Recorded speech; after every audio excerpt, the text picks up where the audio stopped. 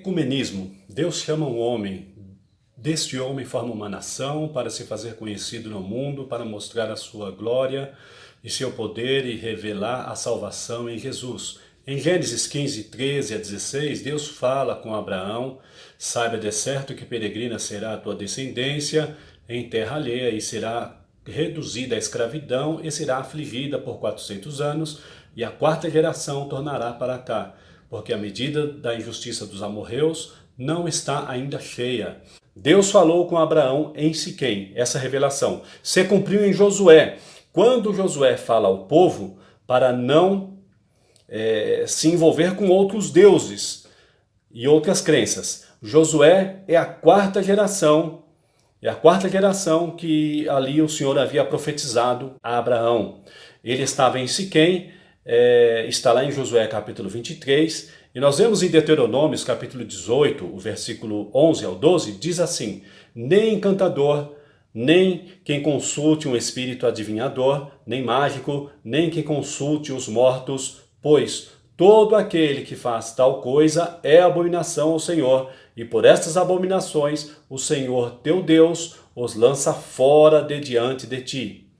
Hoje no Brasil e no mundo existem estas práticas: consultam espíritos enganadores, consultam os mortos, canalizam mensagens destes espíritos e estão longe da verdade em Jesus, estão distantes do Senhor.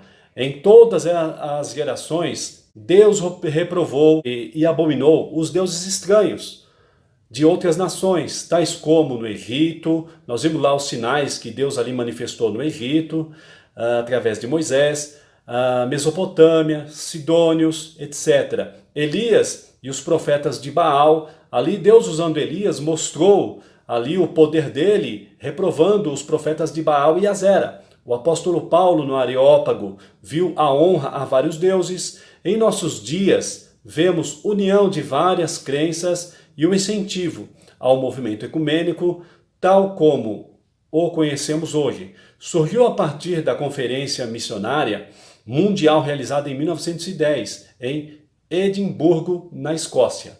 E aí vemos o slogan tais como: cada um tem a sua fé, respeite e pronto.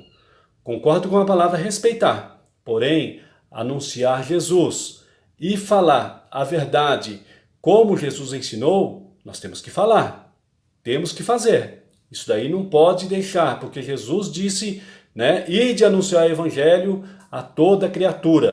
Quem crer e for batizado será salvo, quem não crer será condenado. Então, este engano tem sido proliferado em todo o mundo, nos quatro cantos da terra, que toda manifestação religiosa e espiritual dizem que é bom. Não podemos aceitar, mas sim conforme as Escrituras e ensinar a verdade como está escrito. No início do Evangelho, Jesus profetizou que havia ódio e perseguição. Porém, o inimigo causou conflito e perseguição geral de uns contra os outros. Desde Jesus até os dias de hoje, judeus perseguiram cristãos, romanos perseguiram cristãos e judeus, o papado, inquisitores, perseguiram os judeus e a igreja verdadeira que anunciava o evangelho puro e santo. Neste meio foram perseguidos islâmicos, feiticeiros, bruxas, algoreiros, e nós vimos também os islâmicos perseguindo os cristãos, aí em consequência dessa situação.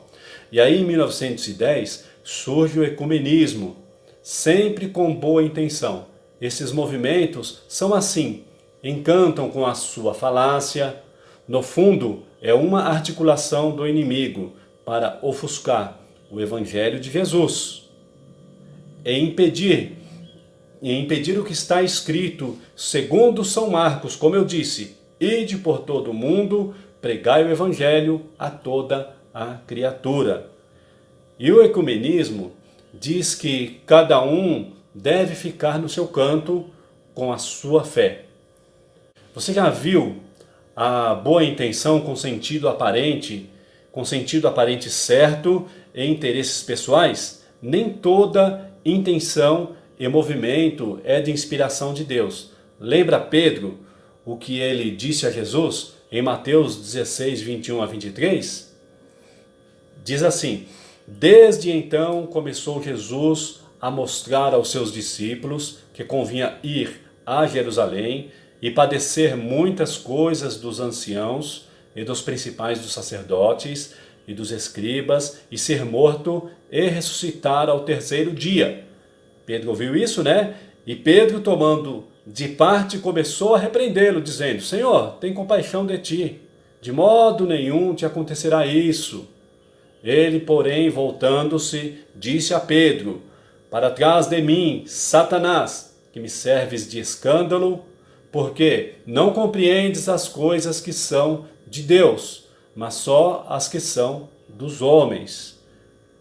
Enfim, o Deus dos Hebreus mostrou que é o verdadeiro Deus. Desde o início se revelara ao homem de geração em geração. E por último, enviou Jesus, seu Filho, para salvar a humanidade. É claro, para todo aquele que receber a palavra do Evangelho.